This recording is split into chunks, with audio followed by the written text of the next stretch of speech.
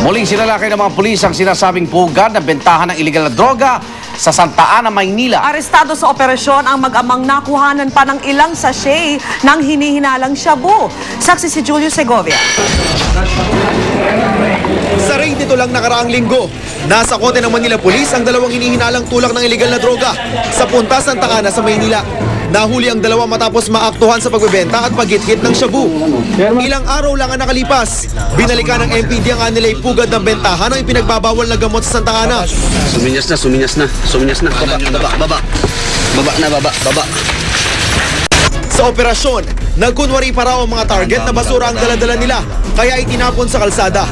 Buksan mo! Ilagay mo sa kuyo. Ilagay mo sa kuyo. Sumunod ka na. Oo, yan. Tatlong shabu. Nang buksan ang sinasabing basura, ilang sachet ng hinihinalang shabu ang nakita. Agad inaresto ang mag-amang sina Bernardo at Bernard Lasatin. Actually, mag-ama ito.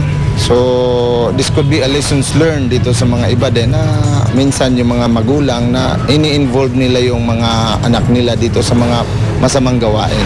Nagpanggap na bayar ng droga ang ilang pulis, kaya naaresto ang mag-ama. 500 piso kada sachet ng shabu ang benta sa kanila. Gayunman, todo tanggi ang mag-ama pagdating sa presinto. Pero ayon sa pulisya, cellphone video raw nila ang magpapatunay sa reklamo laban sa dalawa. My guidance now is as much as possible. Kung meron tayong mga personalities, work for it. Work for it and if possible, take video. Kasi yun lang naman ang magiging ebidensya natin. Reklamong paglabag sa Republic Act 9165 o Comprehensive Dangerous Drugs Act ang isasampa sa mag-ama. Ako si Julio Segovia, ang inyong saksi. Bago magtapos ang taon ay posibleng ibabana ng Korte Suprema ang pinal na desisyon sa Visconde Massacre case. Sa gitna nito, handa na raw tanggapin ni Lauro Visconde ang magiging hatol ng kataas-tasang hukuman. Darito ang aking report. Kamusta na po kayo ngayon? Baka sa mukha ni Lauro Visconde ang 19 na taong paghihintay ng hustisya. Dama ka panayam ko sa Tonight with Arnold Clavio sa Q Channel 11. Iba akong sabihin parang hanggang nagtatagal ang panahon, parang nakalimutan nila sa akin, iba naman. It's the other way around.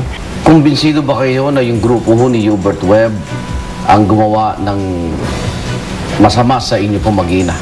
Talaga ikaw, wala akong makita taong magkakaroon ng motibo sa pamilya ko.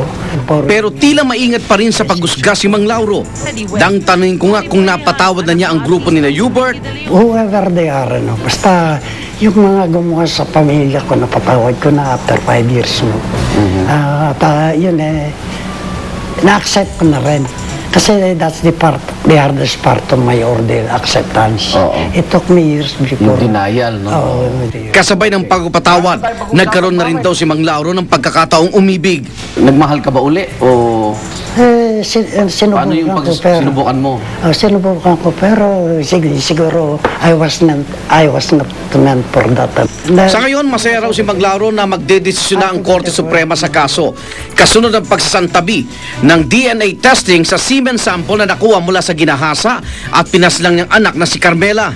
Maaring matapos yan within the year. Next week, no? Sa Tuesday.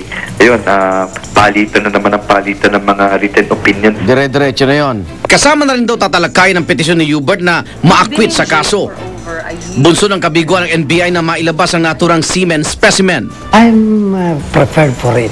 Kahit sabihin natin na hindi pumabor sa inyo. Yes. Ang kampo naman ni Hubert Webb, kumpiyansang tatayo ang mga nauna nilang ebidensya at argumento sa korte. So, meron pa namang other pieces of evidence na pwede maging basihan para ang acquittal. Meron doon yung mga official certification ng dalawang departamento ng Estados Unidos saying that at that time nandun si Hubert Webb. Pero sa huli, tulad ni Mang Lauro, irerespeto raw ng mga akusado ang magiging desisyon ng korte na tuluyang tatapos sa halos 2 dekadang paghahanap ng katarungan ng magkabilang kampo.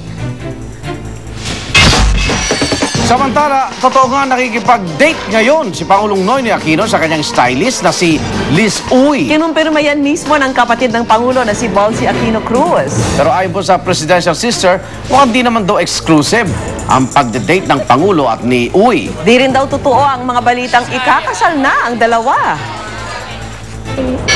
nabalitaan yun. Hindi ko man alam ng girlfriend na pala niya. Nakakagulat na balita. Hindi ko alam kung sino, baka may manghuhula na nagsabi. At sama-sama natin saksihan, lalaki pong natanggalan ng voice box. Nakakapagsalita sa pamamagitan ng pagdighay. Ang resulta, boses palaka kung tawagin. Balitang hatid ng isang liga ng katotohanan. Sa sama-sama natin pagiging saksi.